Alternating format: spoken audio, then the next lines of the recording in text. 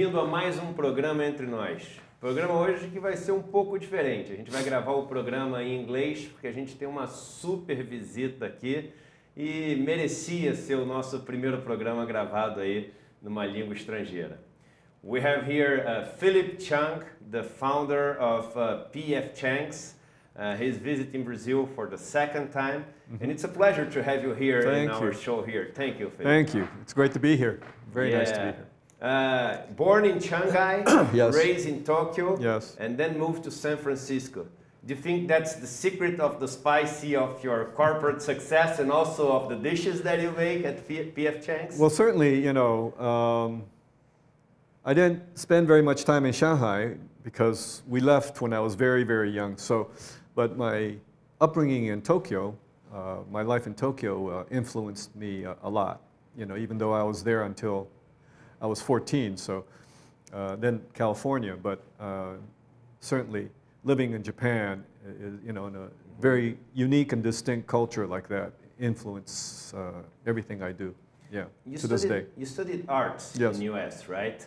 And then how did this change from arts? Actually, it's not a change because a chef is an artist, at least it's the true. way I see it's true. it, right? Yeah. But when did you start your world inside the cuisines and inside the restaurants and doing what you can do best? Well, you know, I get tired of being a starving artist, you know, because, you know, and I was told a long time ago that in order to be an artist or a writer, anything creative, usually, you know, you have to have somebody or some kind of a career to actually support you to be an artist, because it's truly not easy to be a successful artist and make enough money to, you know, have a decent life.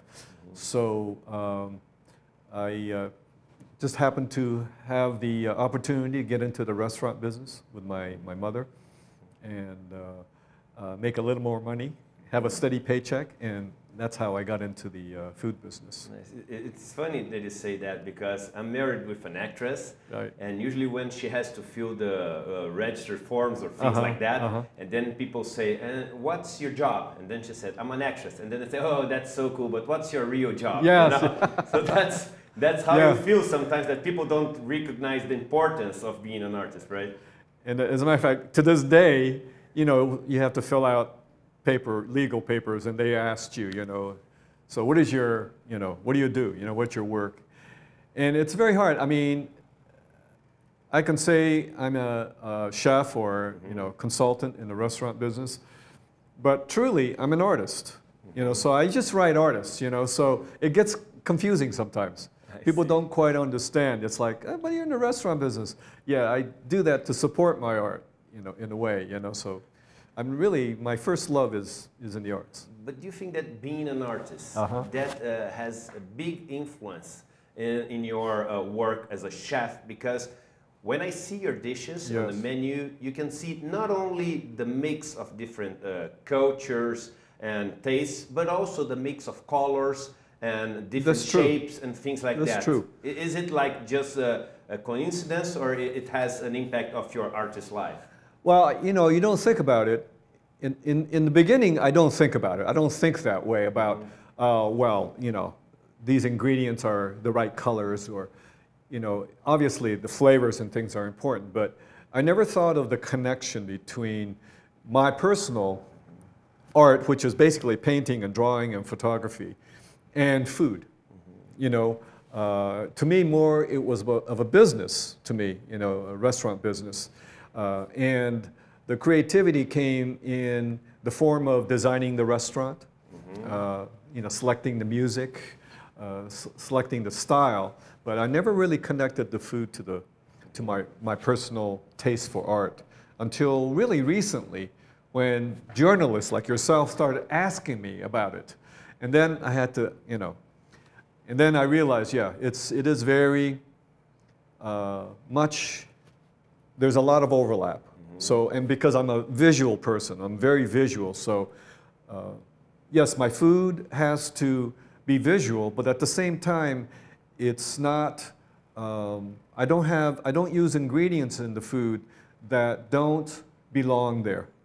You know, I don't like things that are I don't like pretension, you know, in my art, and I don't like pretentious food, which means, you know, I like it, everything kind of natural. You know, this is an interesting point. We live in a world that one of the fashion words is UX, user experience. Yes. They say that for apps, they say that for everything. Right. And I see a lot of restaurants that focus a lot on the user experience when he's inside the restaurant. Yes. But sometimes they take it to the extreme where you only have like a great experience, but sometimes you don't have food on your dish, you know? Right. And I see that when I visit P.F. Chang's, you have like a great experience, like a good music, good nice colors, like it's a fashionable environment. Yes. But also you have like good food. You can fuel yourself with the food that's there. Is that like something that it's a goal of P.F. Chang's, for people to get fed well on the restaurant, not only to have like beautiful and fancy things like that, you know? And it is, I think. You know, I mean, unconsciously, I mean, it's not, you know, we set out to do it this way because I don't get involved in the design so much or even, you know, the culinary end so much like in the beginning, you know, but the concept started out with the kind of food that I was doing in my own restaurants, you know, that P.F. Chang was, you know, that, you know, they liked that idea and that they liked the food I did. But yes, you start out with good food. You have to, I think, at least for me, the food has to be good. Doesn't matter what you do otherwise. If the food's not good, then for me, it's no use, you know. So, and then if you could, oh, let me put it this way. Food business, the restaurant business, okay, involves every sense of a human. It's the only business that has every sense involved. Smell, taste, sound, visual, and touch. What other business can you think of that has all those? Yeah. None. I mean, maybe, but the restaurant business involves all that. So, you know, we try to be creative in all those areas. So food today isn't just to fill your belly up or, you know, even if it's good. You want the entertainment value. You know, there's a, you know, it's more than just, you know, filling up your, you know, getting full on, you know, on the food. So it's an experience now. It's, and there's a story behind it. You know, it's a humans that are involved behind the food that we create at the restaurants, you know. So those are all things that we try to incorporate into the restaurant experience. We're talking about movies. There's a movie I saw a long time ago, a foreign movie called, I know in Portuguese the name, it's The Banquet of Babette. Oh yeah, I know that movie. And it's very interesting the way that through food, people can get along and talk and know each other and develop some kind of relationships that they never did before. Right. And that is done through a meal, right? Babette's Feast, Yeah, Babette's Feast, that's it. Yeah. So I think it's very true. Very true what you say. It's, you know, it brings people together for sure. Food brings people together. And, you know, you could be arguing and then you have a good meal and it's like, okay. Salud, you know, saudade, right? So it's very, very, food is powerful. Very powerful. You started in a small restaurant, yes. being a chef of a small restaurant, and then you moved to Mandarin, and then you act as a consultant in another restaurant, and now you have like a really, really worldwide chain of like almost 300 restaurants. Sometimes I see some people here in my program that, I mean, if they had put that on the spreadsheet on Excel, Excel would say, okay, I don't accept it, okay? Well, you won't be able to do that. And you were able to do that kind of success that spreadsheets would say you're wrong. What was the success of like being an artist, starting to cook some dishes with your mom, and then suddenly being the owner of such a successful restaurant chain? Yeah, I mean, it's hard to explain, but I think, you know, part of it is because from the very beginning, you know, the first time the founder, the co-founder, Paul Fleming, approached me opening a restaurant, Chinese restaurant in Phoenix, where we started. I told him, I'll do the food. I can do the business part too, but I don't want to. I don't, you know, I'll leave that to you. You do that well, you do that, you know. So we sort of, you know, delegated parts of the business to what we can do well. So I stuck with the food. He did the operations, daily operations, business operations. And so, you know, my only concern was the food. So I think that is part of something that I learned, that stay with, you know, what you can do well. You know, because then, you know, I mean, it's certainly easier. I mean, the restaurant business is very complex, and, you know, it's very, you know, multi-layered, and the risk factor is very high. So for me, to meet somebody that handles the business side and does it really well is, you know, it makes life so much easier. You know, I think that is something that the co-founder, Paul Fleming, he did that, you know, and he was okay with it. He says, I'll do the business end, you just take care of the food. So he delegated everything out too, and he was really good at it, you know. And I wasn't somebody that had to control, micromanage, because I didn't want to. You know, I didn't want to hire and fire and train and do, you know, all that. Plus, I still have my own restaurant, so I kind of stuck with what I could do and what I could, you know, focus on best. So I think that's part of the success, you know. And then he was good at expanding and hiring other, you know, like executives, and took care of, you know, took care of that part of the business. And when was the tipping point when you said, okay, we did it right, it's moving? Well, you know, there was never really a tipping point, because, you know, we did the first one, it was so busy. We never thought, you know, still I just thought, you know, one's busy, it's fine, it's great. And then two, and then three, and then all of a sudden, you know, we're not just in California, we're in Texas, we're in Florida, we're in, you know, and they start growing, and now globally. So I never felt like there was a tipping point so much as there was, you know, it seemed like the growth was kind of a natural growth.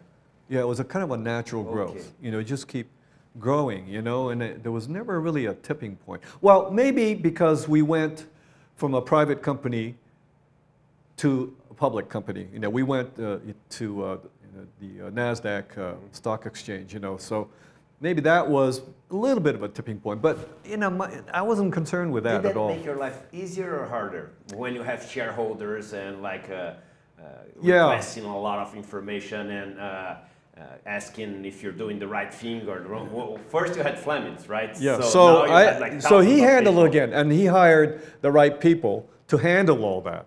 You know, so he doesn't like that either, you know, but he hired the right people, our CEO and everything, and to go public. So I didn't have to deal with that. So it was nice. Yeah, but, you know, of course, then the company really grew from that point. It just went fast, you know, because now we have more money to spend, you know. So other partners' money. Right, yeah. Boom, you know, it just, you know, you can do 20 restaurants in 1 year instead of just, you know, 5. So that maybe was a tipping point. But personally, I never felt it, because I stayed away from, like I said, that sort of business end of it. You know, I stayed away from it. So yes, I knew they said, well, we went public, Philip, and wow, you're going to be, you know, you're going to have all these shares and stuff, and, you know, it's going to be great.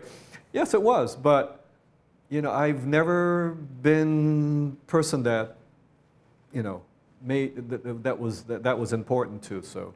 You know that it makes me really happy to have like a foreign like you that has investments in Brazil, coming to Brazil to like launch a new business in the middle of a crisis like the one we're living through. It makes us believe that some people still believe in the power of our country to overpass all these difficulties and start to grow again. How was your decision to invest to open like a new restaurants in Brazil right now in the middle of one of the worst crises we ever had in Brazil? And how has been your experience in Brazil so far? Well, you know, we have the orange president now in America, so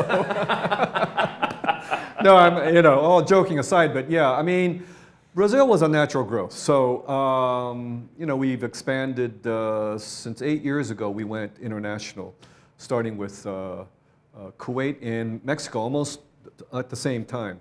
And, you know, so this was part of natural growth. We are in many countries in Latin America now. So Yeah, we try to stay away from the politics. Yeah, it does matter a little bit. But, you know, like I think we were just speaking earlier about how food brings people together, you know, and I don't think when you have good food on the table and people are enjoying themselves, I think it's a wonderful, like an hour and a half, 2 hours, you forget. Mm-hmm. You know, you forget. And it's nice to be able to give that to people, I think, you know.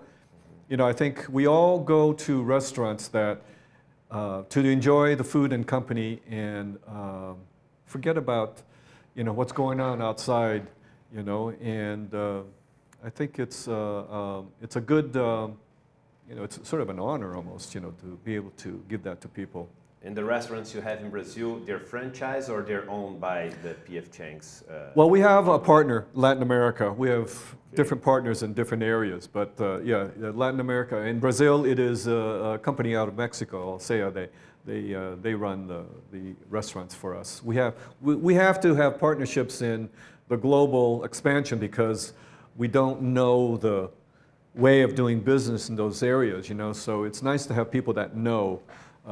You know, how to go about doing business. The menu is pretty similar to almost the other exactly the same. Exactly the same? Yeah, everywhere we go, exactly the same, except for the Middle East because of halal and, you know, they can't eat certain things. But other than that, it's the flavor, everything, the menu is almost exactly the same worldwide.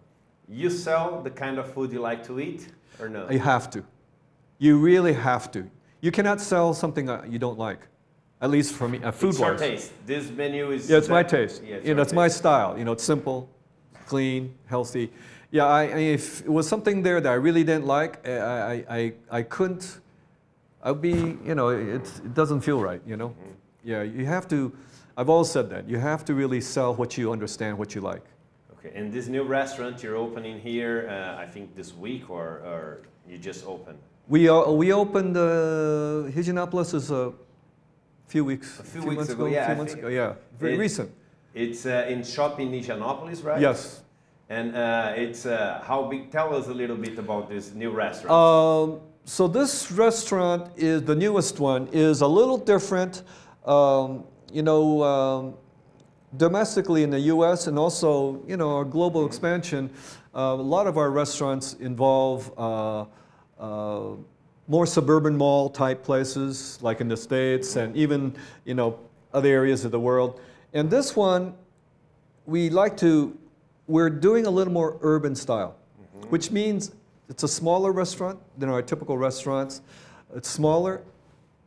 The design is a little more urban. It's a little more casual, but the menu is still the same right now, you know, but we're trying to change the style a little bit to basically to sort of accommodate the new tastes, which is worldwide now. It's the millennials, you know, it's the internet. They see everything, they know everything, and also, you know, they want to eat more casual now. You know, the fancier type restaurants, you know, are more difficult to run. So, the latest restaurant, especially here in Higienópolis, is you know, we're going in that direction now. It's not fully the new blueprint, but it's in that direction. Okay. Well, I'm pretty sure it will be a huge success, like everything else you do in life. And I mean, to have like an artist, a chef, a businessman like you in our show in the middle of a crisis like that, batting in Brazil, it's like such an honor, and it makes me as happy as I could be. Thank you for being in the show. Thank you very much. Nice to be here.